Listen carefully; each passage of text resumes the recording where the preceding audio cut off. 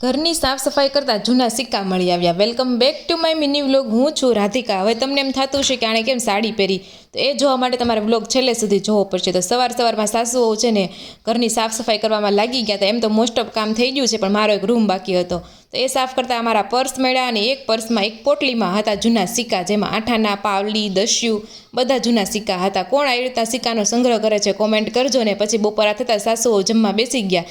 જમવામાં હુકી ભાજી હતા, કેમ કે મમ્મી રહ્યા છે 11 અને આપણે તો જલેબી, ફાફડા અને હાટા જે દશેરાના હાજી હાલે છે।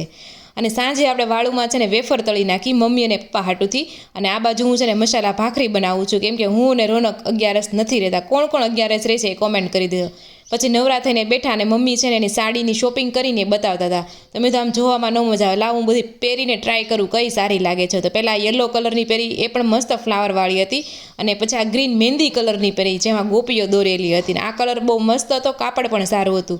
પછી બાટલી કલરની આ ફ્લાવરવાળી સાડી પહેરી, આ સાડી પણ બહુ જ મસ્ત હતી। મારી સૌથી વધારે ફેવરિટ હોય ને તો બાટલી કલરની સાડી। તમને કઈ સાડી ગમી એ તમે જરૂરથી કોમેન્ટ કરી દેજો। પીળી ગમી, મહેંદી કલરની ગમી કે બાટલી કલરની? અને આ મિની વ્લોગ ગમ્યો હોય તો જરૂરથી લાઇક કરી દેજો, શેર કરી દેજો અને ફોલો કરી દેજો। ફરી મળીશું નેક્સ્ટ મિની વ્લોગમાં। ત્યાં સુધી જય શ્રી કૃષ્ણ અને રાધે રાધે।